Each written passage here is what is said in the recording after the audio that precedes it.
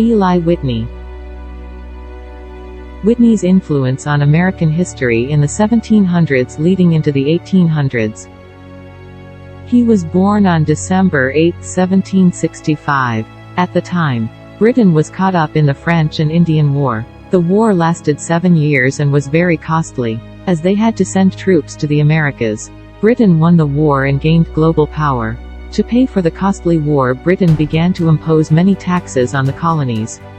This would lead to a period of social and political unrest between both countries, ultimately leading into the American Revolutionary War. Whitney was born in Massachusetts. He was raised as a farmer but always had a passion for inventing. In 1792 he graduated from Yale University. He then traveled to the South in search for a job. In Georgia he met Catherine Greene, a widowed plantation owner. There he learned the difficulty many farmers were facing. Cotton plants contain seeds which had to be separated manually from the fibers. This was a very time-consuming task that required intensive labor. On average 1 pound of cotton was harvested per day. Greene came to Whitney with that same problem and he soon began working on ways to find a solution.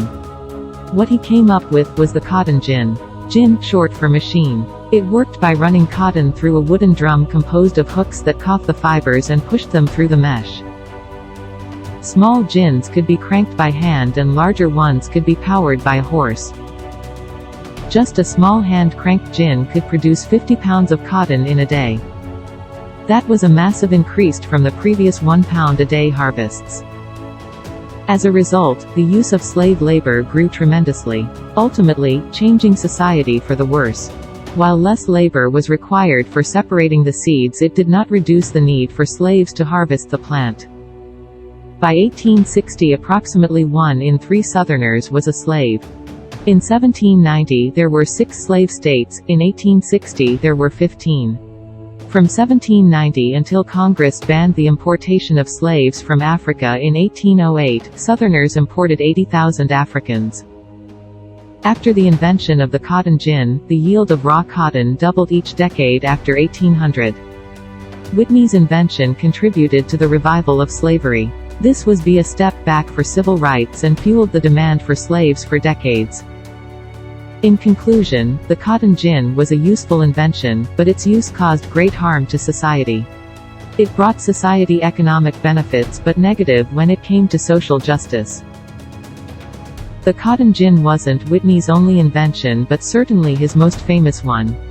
Due to copycats and infringement on his patent, Whitney was not able to greatly profit off of the cotton gin. Nor was he able to see the full effects it had on society when he died in 1825.